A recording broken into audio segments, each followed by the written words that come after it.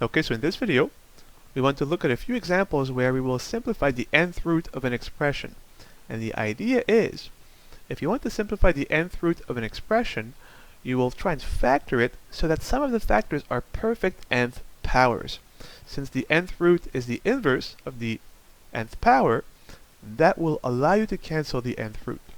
So simply put, the nth root of x to the n is equal to x, as the nth power is the inverse of the nth root function and vice versa. If you take x, then raise x to the power of n, then take its nth root, being the inverse of the power n, those two will cancel, and you will retrieve the original expression, x.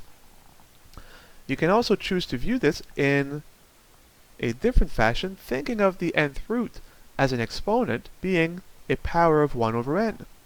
So if you have the nth root of x to the n, this is the same as x to the n, and the nth root again is a power of 1 over n, but now we have a double exponentiation.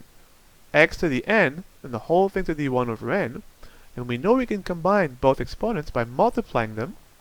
So we have x to the n times 1 over n, but n over n is 1, and so of course we recover the original variable, x. Let's look at two examples now, where we pick x to be some given integer. So if we ask, how can we simplify the fourth root of 81?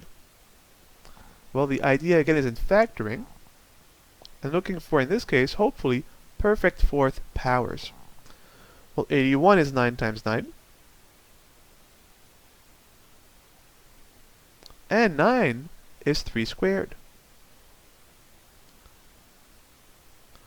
So we have 3 squared times 3 squared. But when we multiply the same base, we can combine into a single base by adding up the exponents. But 2 plus 2 is 4. And now we have a perfect fourth power, then a fourth root.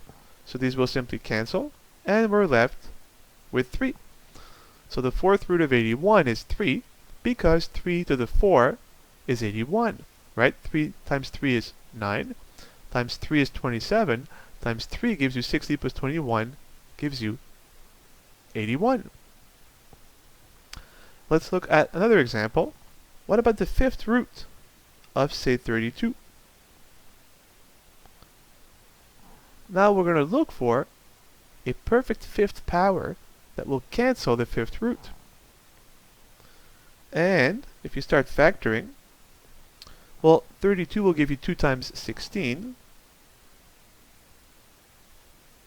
And you should know that 16 is 2 to the 4. 2 times 2, 4 times 2, 8 times 2, 16. But 2 times 2 to the 4 is 2 to the 5.